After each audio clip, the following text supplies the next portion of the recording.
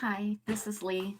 I know that you're probably thinking that it's a struggle for you right now. I know we're all home now with all of our children, and what is homeschooling during a crisis even like? And I thought maybe today we could talk about it. One thing that I was thinking about just last week was that my first day homeschooling high school and middle school was actually on 9/11. We had postponed school that year because we had just moved, um, because my husband worked for Boeing. And so uh, airplanes were a big deal for us, right? So we moved down to be closer to his work.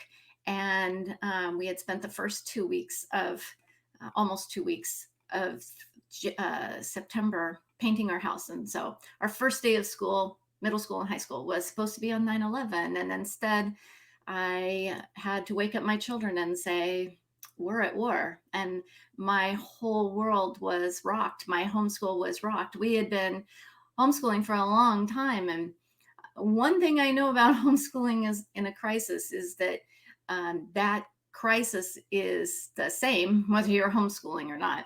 So, one thing I wanted to just sort of, I guess, encourage you with today is that at this point, it's the whole country is experiencing a crisis right now, but to differing degrees.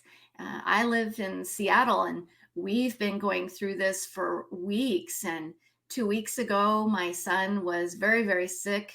And he lives near the original nursing home in Seattle that made the national news.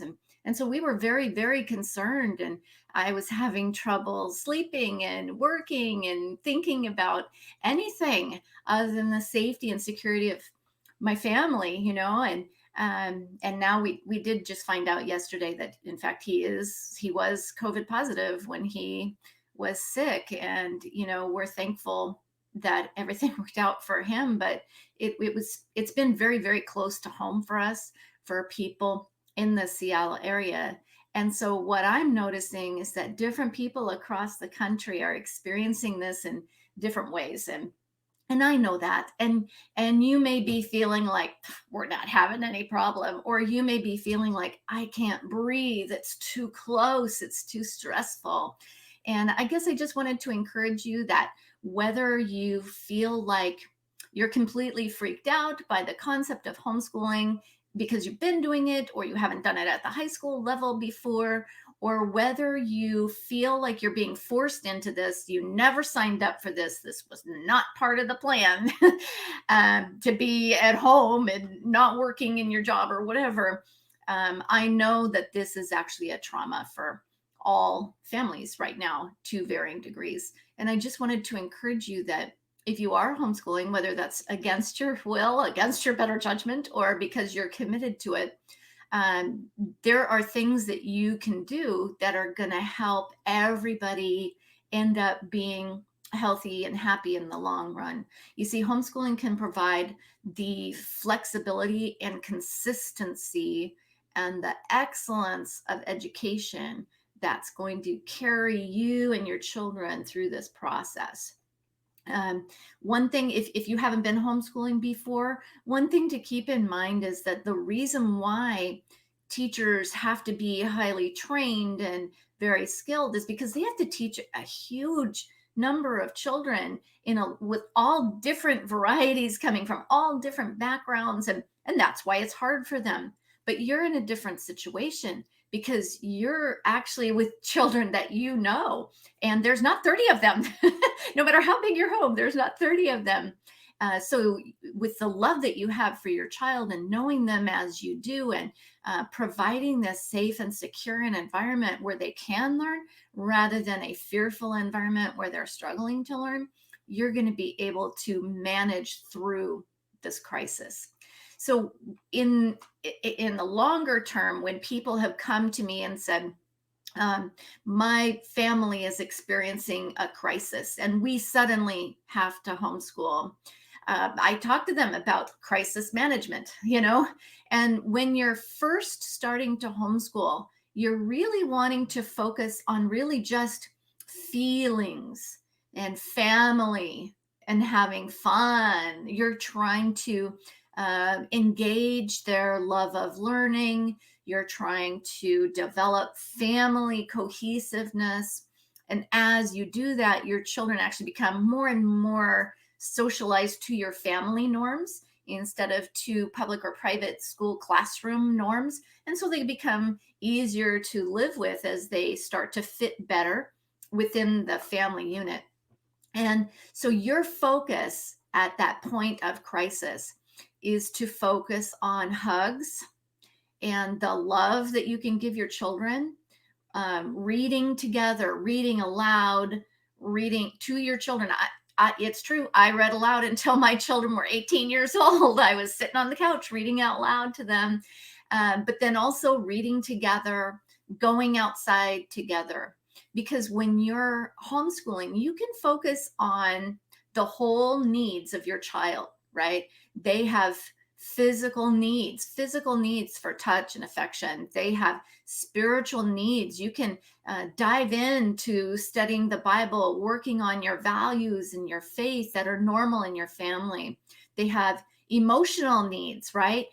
You can help them to avoid information overload that comes from watching the news 24/7. I know I fall into that myself, but when you have younger children, not just adults in your home, you really need to protect them from that overload.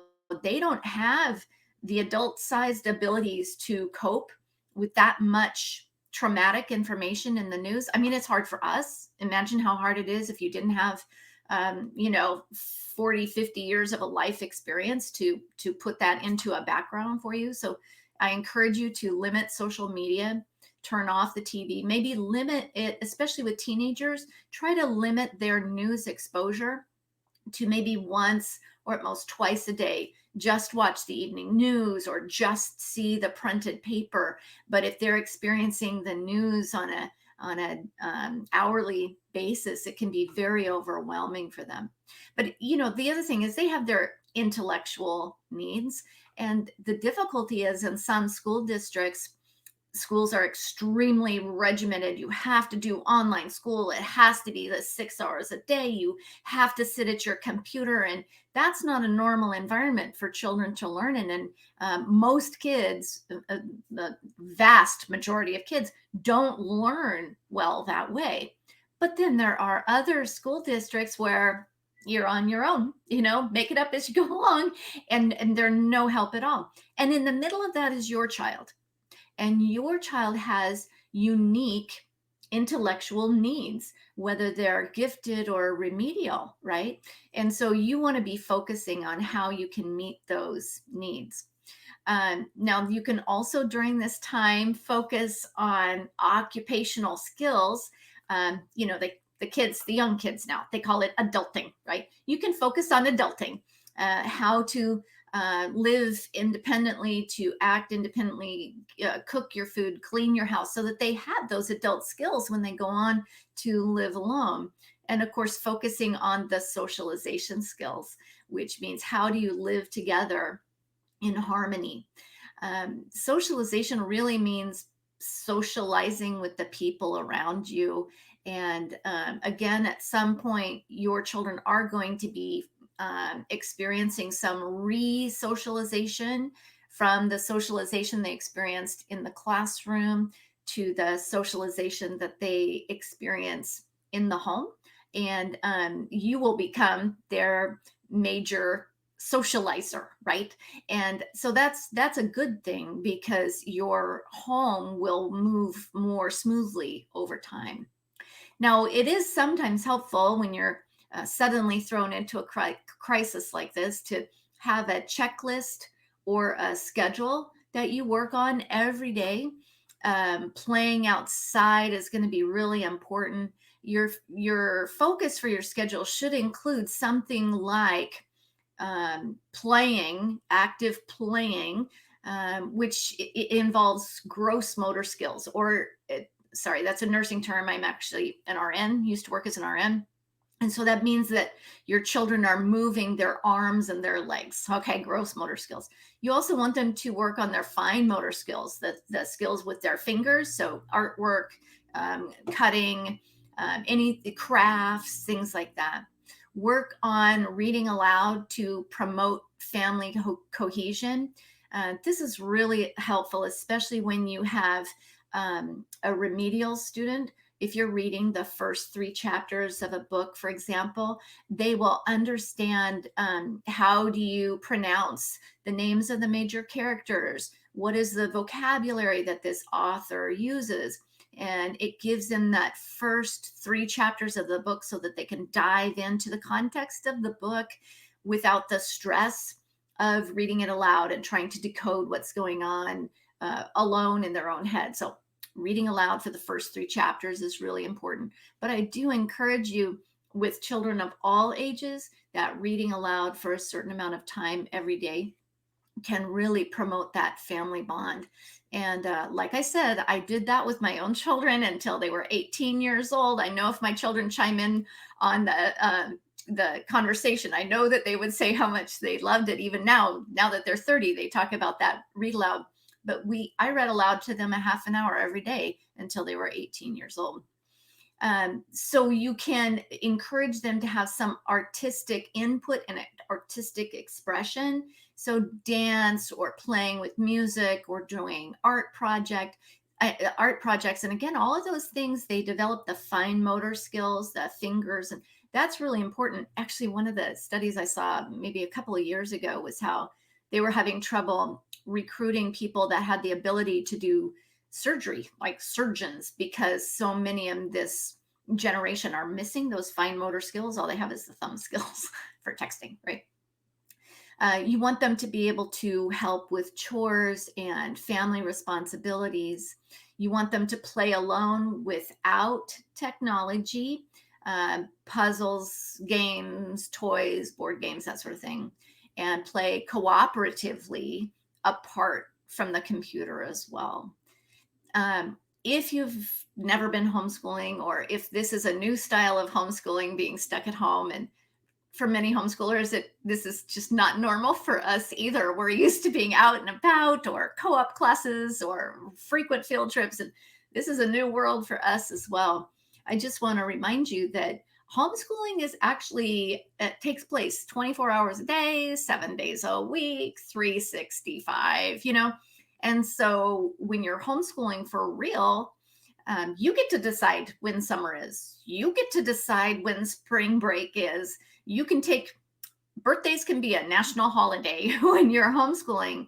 And so I want to encourage you that if you have been homeschooling and you need to take a break, just because you've always been homeschooling doesn't mean that it's not a stressful time for you.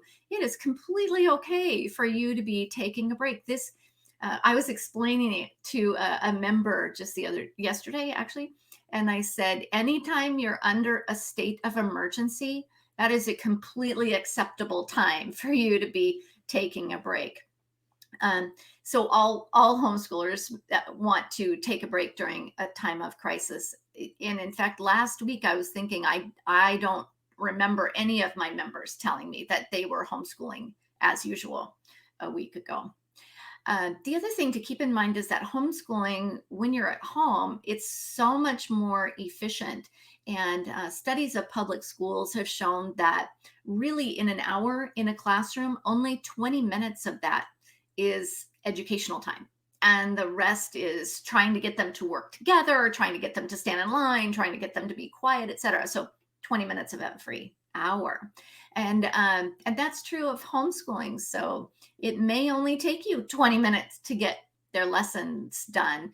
There is no waiting in line, no waiting for others, no watching others be educated while you're waiting to be educated. And so that 20 minutes can be really freeing to you.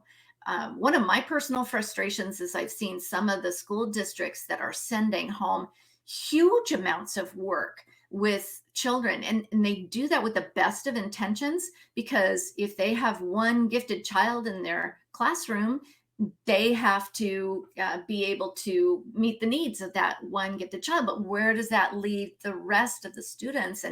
And how do they really know how much a child would be able to learn if they were at home without the distractions of all the other children? So they're in an impossible position But those school districts also put the home educator, the parent, in an impossible situation as well, because kids can't get that much done in a day, especially if they're feeling emotional, because it is a time of crisis. So let me say, what do you do now? Okay. If you are homeschooling against your will or have been homeschooling for a long time, if you're feeling like this is your time of stress, I want you to focus on basic literacy in a relaxed environment. Repeat after me: basic literacy in a relaxed environment. So, basic literacy means reading, writing, and math. Okay. So you're reading aloud. Yes, it's fine for your children to do Legos or coloring while you're reading aloud. They're still listening. You're having them read their own books as well. And then for writing, you want to encourage them to write in a journal. In fact, it would be a great time for you guys to watch the Ken Burns Civil War series. First, great education. A lot of homeschoolers homeschool Ken Burns, right?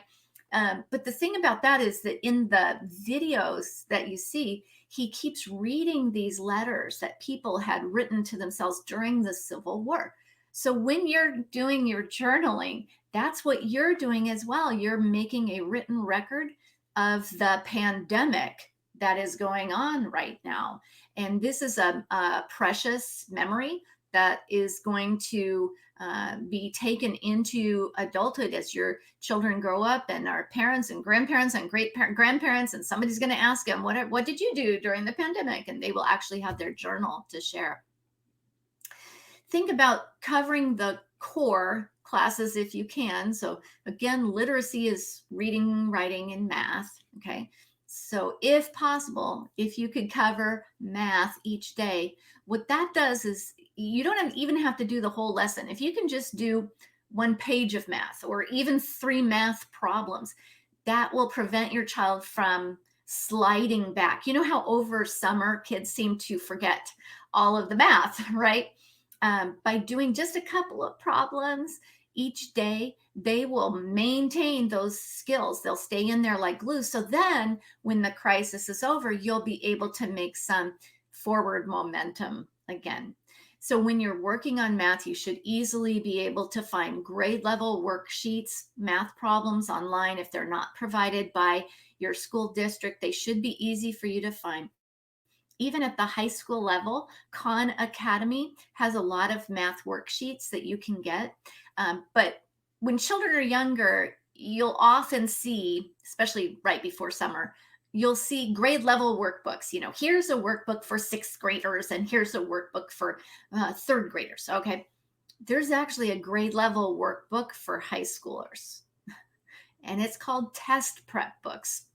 They're super cheap, right? They're like 20 bucks. You can get them on Amazon and will show up on your doorstep. You don't even have to go shopping for them.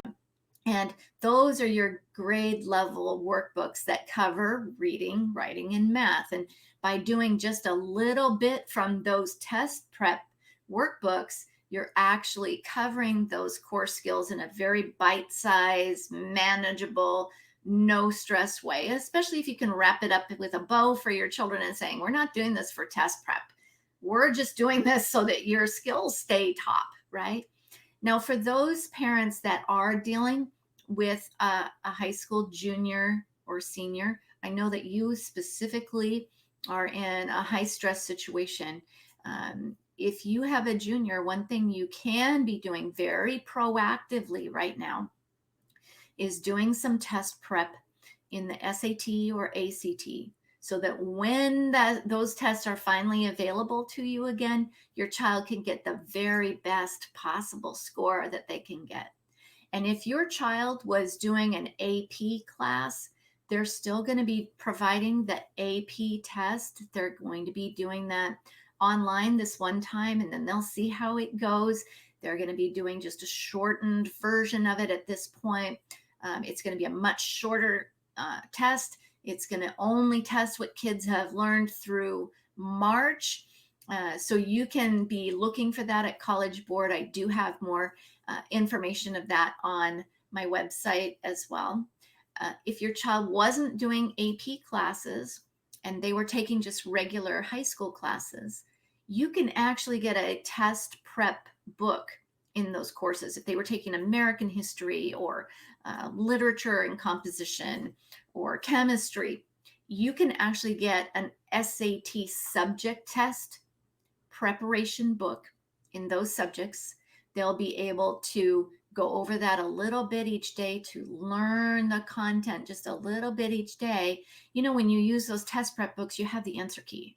The answer key's in the back, right? So they're just test prepping like they would normally do. They'll continue to learn that through summer. Then when the test is available in the fall, they'll be able to take those tests and then move forward strong. Okay.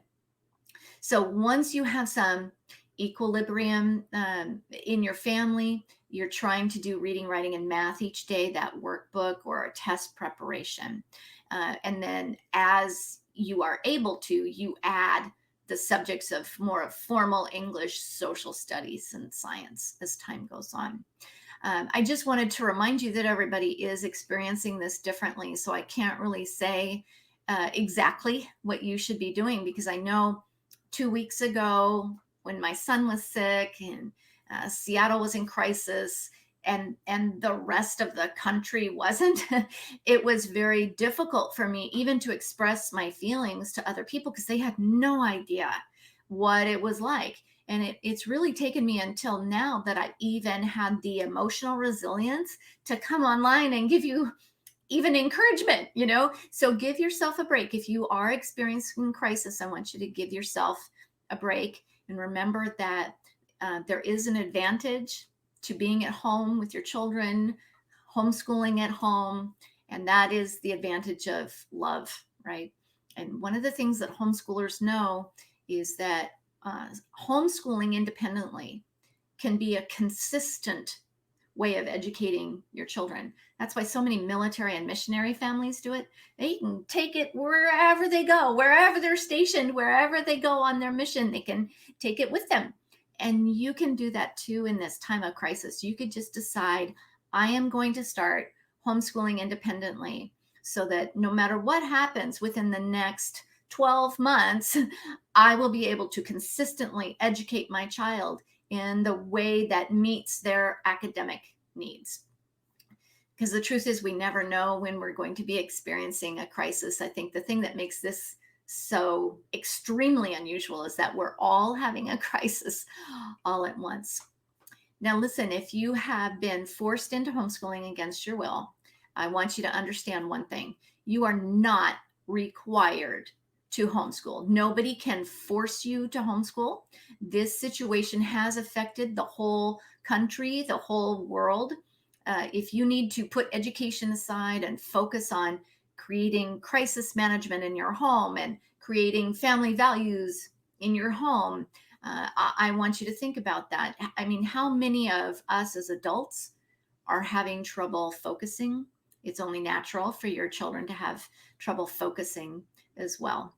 So I just wanted to come online and encourage you today. I know that some of you are having more difficulty than others. And if there's any way that I can pray for you or encourage you, please leave a message on Facebook. And once I'm done here, I'll be checking that off and on. And please share this with your friends and tell them that other people may not understand, but I certainly understand if you're having difficulty right now. Okay, so I want you guys to have a good day and take a deep breath in and take a deep breath out, and we can get through this. All right, have a great day. Bye bye.